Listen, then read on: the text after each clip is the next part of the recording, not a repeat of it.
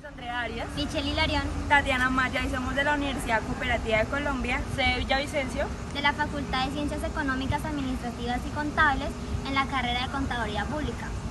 Hoy les vamos a hablar sobre las escuelas clásicas y fisiócratas.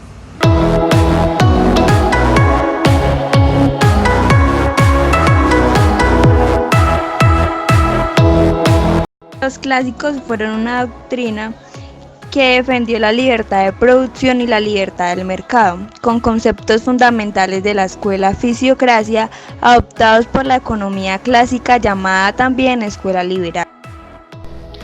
Orígenes de la escuela clásica. La iniciación de la escuela clásica parte de la aparición de la famosa obra de Adam Smith, La riqueza de las naciones, publicada en 1776. Esta está catalogada como el compendio de enseñanzas económicas mejor organizado y como una obra filosófica amplísima en la cual se examina con gran visión los problemas del ser humano y de la sociedad. La riqueza de las naciones es el tratado de economía que ha ejercido más influencia en su estudio, no solo en el desarrollo de su pensamiento, sino también en la influencia de las políticas de muchas partes del mundo. Su objeto principal fue el de acelerar el derrocamiento del sistema económico que prevalecía en aquella época. Luego de que Adam Smith dedicara 10 años de su vida al desarrollo de la obra más importante en el campo de la economía, gracias a este se le considera el padre de la política económica. Los economistas clásicos. Los economistas clásicos intentaron y en parte lograron explicar el crecimiento y el desarrollo económico. Crearon sus dinámicas de crecimiento en una época en la que el capitalismo se encontraba en pleno auge, tras salir de una sociedad feudal y en la que la revolución industrial provocaba enormes cambios sociales. Estos cambios también provocaron la cuestión de que si se podría organizar una sociedad alrededor de un sistema en la que cada individuo buscara simplemente su propia ganancia económica. El fisiócrata Francois Quesnay y Adam Smith identificaron la riqueza de la nación con el Producto Nacional Bruto, en lugar de identificar la tesorería del rey o del Estado. Smith veía este Producto Nacional como el trabajo aplicado a la tierra y al capital. Una vez que la tierra y el capital son apropiados por los individuos, el Producto Nacional se divide entre los trabajadores, los terratenientes y los capitalistas en la forma de salario, renta e interés. Teorías. Adam Smith hace referencia a estas teorías como teoría de la distribución. Esta es la totalidad de lo que anualmente produce el trabajo de toda una sociedad. Es lo mismo a la totalidad de su precio, que es distribuido entre sus diferentes miembros, ya sean salarios, ganancias y rentas. Teoría del valor. La escuela clásica desarrolló su propia teoría del valor. En esta se argumentaba que el valor de todas las mercancías estaba dado por la cantidad de trabajo empleado en la producción de las mismas. Se pretendía explicar en esta la dinámica de los precios en una economía en la cual los precios del mercado a largo plazo tendían a los precios naturales por el proceso de atracción gravitatorio del mercado, o mejor dicho, en términos de Smith, se debía a la mano invisible. Teoría de la distribución del valor producido. Los salarios, ganancias y rentas son los 3 puntos originales de todo ingreso. Estos son distribuidos en sus diferentes miembros.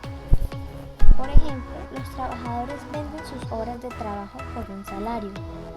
El empresario, al ser dueño del capital, es decir, las maquinarias y las fábricas, obtienen una ganancia. Y el terrateniente, al ser dueño de la tierra que arrienda a un empresario, obtiene la renta. Teoría de la acumulación. En la obra de Smith, el análisis del cambio dinámico de la sociedad descansa sobre la teoría de la acumulación. Esta teoría viene condicionada por la distribución de la renta entre las diversas clases sociales, especialmente por la parte que pertenecía a los capitalistas y los terratenientes. Los capitalistas eran los agentes principales a través de los cuales la renta se convertiría en acumulación. La cantidad de beneficios podía considerarse como el determinante básico del ritmo de la acumulación y a su vez de la tasa de expansión económica. Smith mostraba cómo el valor de una mercancía se determina por la cantidad de trabajo incorporado y cómo la división del trabajo permite producir más allá de las posibilidades individuales. Para Smith, las mercancías tienen dos clases de valor. Primero, valor de uso, la cual es la utilidad de un objeto particular para una persona. Por ejemplo, el valor que tiene para cada uno el cepillo de dientes. Segundo, valor de cambio, es la capacidad de un objeto para comprar otros bienes, por ejemplo, un cepillo por 3 jabones. Los exponentes principales. Los principales exponentes fueron Adam Smith, que nació en 1723 y murió en 1790, David Ricardo, nació en 1772 y murió en 1823. Juan Bautista Say nació en 1767 y murió en 1832. Thomas Malthus nació en 1766 y murió en 1834. Y John Stuart Mill nació en 1806 y murió en 1873. Adam Smith.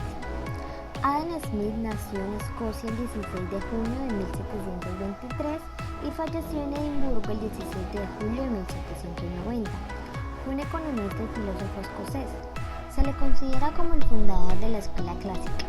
En 1759 apareció su teoría de los sentimientos morales y en 1776 publica la investigación sobre la naturaleza y causas de la riqueza de las naciones.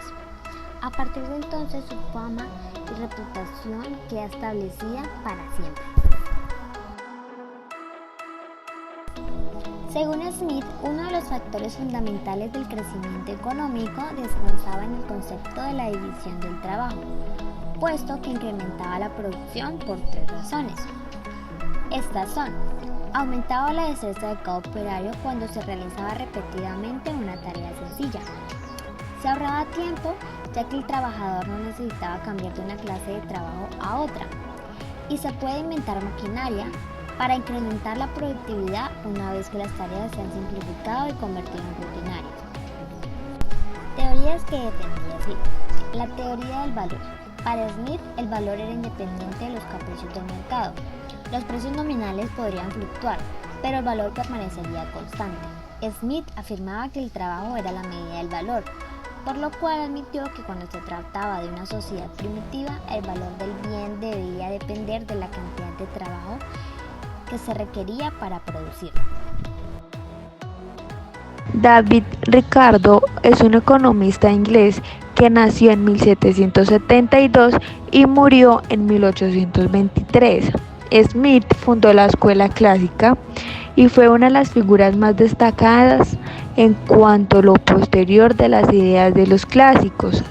También formalizó el concepto de la renta económica y según él, la ley de distribución era uno de los temas más importantes de la teoría económica. También percató que la renta total estaba limitada por los rendimientos decrecientes y pensaba que el crecimiento de la población acompañaba la expansión económica.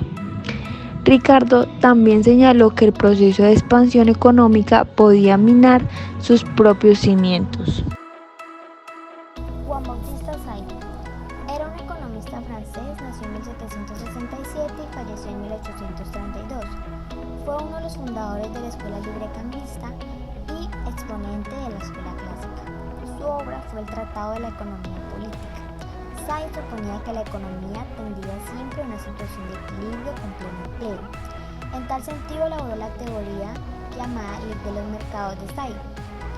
Esta era defendida por los economistas clásicos. La ley de Say descansa en 2 principios. El primero, los productos se cambian por productos, y el segundo, la demanda de bienes está constituida por otros bienes. En la primera afirmación, Say restringe al papel de dinero como medio de cambio y de catalizador de comercio. Para Say, el dinero no tenía otro valor más que el de comprar algo con él, y y su uso no alteraba el hecho básico en las transacciones y el intercambio de bienes.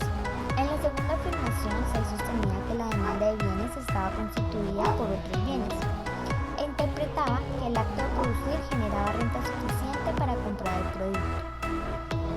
Según la ley de Say, la oferta crea su propia demanda. Thomas Robert Malthus. Thomas Malthus fue un economista inglés que nació en 1766 y murió en 1834. Estudió matemáticas, fue clérigo, escritor y profesor de historia y economía política. En 1820 se publicó Los Principios de Economía Política. Fue el adversario intelectual de Ricardo en muchas ocasiones. Dentro de la escuela clásica representa la actitud más pesimista respecto al futuro del mundo.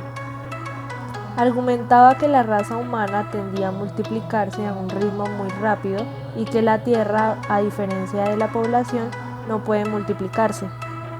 La consecuencia de esto era que el número de habitantes tarde o temprano dejaría atrás a la cantidad de alimentos necesarios para mantenerlos.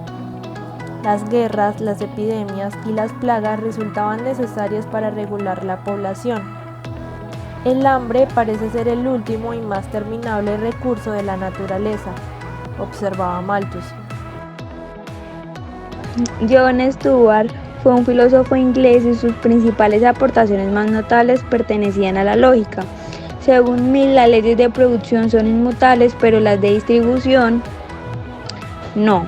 Mill aceptaba la conclusión de que si se confirmaban los pronósticos malthusianos, los salarios se mantendrían en el nivel de subsistencia. Mill se sentía preocupado por la tendencia hacia la inestabilidad que probablemente coincidieran con la aproximación al estado estacionario. Creía que con la llegada del estado estacionario, algunos empresarios se sentirían incluidos a rechazar las tasas de beneficios corrientes y a buscar negocios altamente arriesgados. Los fisiócratas. La fisiocracia fue un sistema económico que afirmaba la existencia de una ley natural, por la cual, si no hubiera intervención del gobierno, se aseguraba el sistema económico con un buen funcionamiento. La fisiocracia significaba gobierno de la naturaleza. Para los fisiócratas, el gobierno de la naturaleza es donde las relaciones humanas se descubren a partir de las leyes de la naturaleza. Los fisiócratas consideraban que toda la riqueza venía de la tierra y que todas las demás ramas de la actividad, solo la agricultura, producía más de lo que se necesitaba para mantener a los que se ocupaban de ella. La tendencia general de los fisiócratas es el libre cambio. La tarea del economista se reduce a descubrir el juego de las leyes naturales. Teoría del orden natural de las cosas. Es la afirmación de que dicho orden rige todos los fenómenos por cuyas circunstancias rechazan la intervención del Estado, que resulta inútil y que solo puede alterar el libre juego de las fuerzas naturales en perjuicio del bienestar de la humanidad. Por ello, y en oposición al mercantilismo, establecen la libertad del trabajo, suprimiendo las corporaciones de oficios y la libertad del comercio exterior, aconsejando la abolición de las trabas aduaneras. Por último, dividen las sociedades humanas en dos grupos. Primero, clase productora, está formado por el soberano, los propietarios de tierras y los agricultores. Es la clase que hace renacer por el cultivo del territorio las riquezas anuales del país. Segundo, la clase estéril comprende a todas las personas que se ocupan en otros servicios y trabajos de agrícolas. Respecto a la población, son contrarios a que el Estado propicie su aumento, sosteniendo que ella debe crecer normalmente. El origen. La fisiocracia y fisiocratismo era una escuela de pensamiento económico del siglo XVIII, fundada por Francois Casey en Francia y se desarrolla exclusivamente allí. Los pensadores fisiócratas se dieron cuenta de las relaciones entre los sectores de la economía y por otro lado estudiaron el funcionamiento de los mercados que no estaban regulados por el Estado. Los fisiócratas plantearon la importancia de construir modelos de tipo teórico mediante la separación o el aislamiento de una variable de la economía que resultase valiosa para el análisis y el estudio. Características. Hablaron de la creación de un excedente llamado producto neto. Solo la agricultura produce producto neto, que es la diferencia entre bienes producidos y bienes consumidos. Divide el trabajo en dos categorías, que son los productivos y el estéril. Elaboran una teoría del precio basada en el costo de producción de artículos manufacturados. La industria no produce valores, solo los transporta. El único imperio es la tierra. Reaccionando contra la doctrina mercantilista, aparece en el siglo XVIII la escuela fisiócrata, llamada así por atribuirle a la agricultura un papel preponderante en la producción de la riqueza. El pueblo abandonó sus residencias rústicas y se dirigió a las grandes ciudades, atraído por su aparente brillo, con el propósito de ponerse al servicio de los grandes señores que les reservaban una vida cómoda y segura. Las ideas fundamentales. Estas pueden reducirse a dos principios básicos. El primero es la agricultura, que multiplica los productos y los valores. La industria no hace más que sumar los valores de los productos que consume para crear otros nuevos. La segunda, el cultivador produce por generación, por aumento efectivo los productos. En cambio, el artesano solo produce por adición. Para ellos, la riqueza de un país dependía exclusivamente de la economía rural, y esta única actividad económica podía dar un excedente neto. Los fisiócratas comparan gráficamente al Estado con un árbol. La agricultura se asemeja a las raíces extraídas de la tierra por diversas ramificaciones. Las hojas solo adornan el árbol, y estas representan la parte menos importante y pueden perecer en cualquier momento. En cambio, la raíz permanece inalterable. Hará renacer las hojas en la primera oportunidad. En cambio, si se destruye, estas desaparecen. Francois Quesnay nació en 1694, murió en 1774. Su obra fue llamada Teoría de las Contribuciones, en colaboración de Mirabeau, fundador de la escuela fisiócrata, médico de profesión en 1749. Es nombrado médico de la corte de Luis XV. Participa en la elaboración de una gran enciclopedia que es Escuela de Pensamiento Económico. Él escribió artículos sobre los colonos y el trigo, dando como conclusión que la difícil situación de Francia debía a las elevadas contribuciones a los señores feudales y a los bajos precios del trigo. Los fisiócratas. Los fisiócratas exigían para la agricultura el primer puesto en la economía del país. Al comercio y a la industria los consideraban como ramas estériles. Abogaban porque el sistema feudal agrario fuera sustituido por el sistema capitalista de arriendo. De esta manera, los terratenientes, conservando el derecho de propiedad, ya que cedían al terreno solo en su uso, obtendrían un ventajoso arriendo. Proponían el mercado libre del trigo, liberar de impuestos a los colonos. De esta manera se crearía un producto neto. Las grandes leyes naturales de la escuela fisiócrata. Estas leyes se atribuyen a la providencia base del liberalismo económico y son 7.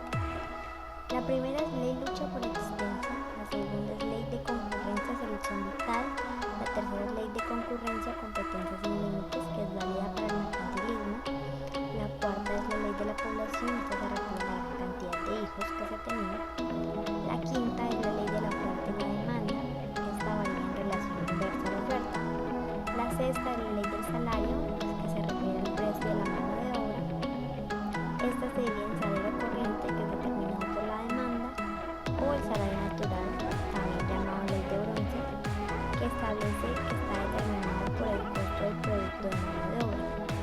El séptimo es la ley de renta, que dice que la competencia siempre va a llevar los productos al costo de producción. Para los fisiócratas, el valor no es el resultado del trabajo humano en determinadas condiciones sociales, sino que lo integraban los productos de la naturaleza y las distintas transformaciones de estos productos. Según los fisiócratas, el aumento de la riqueza solo se da en la agricultura, donde la fuerza de la naturaleza incrementa la propia materia y donde crecen los valores de uso.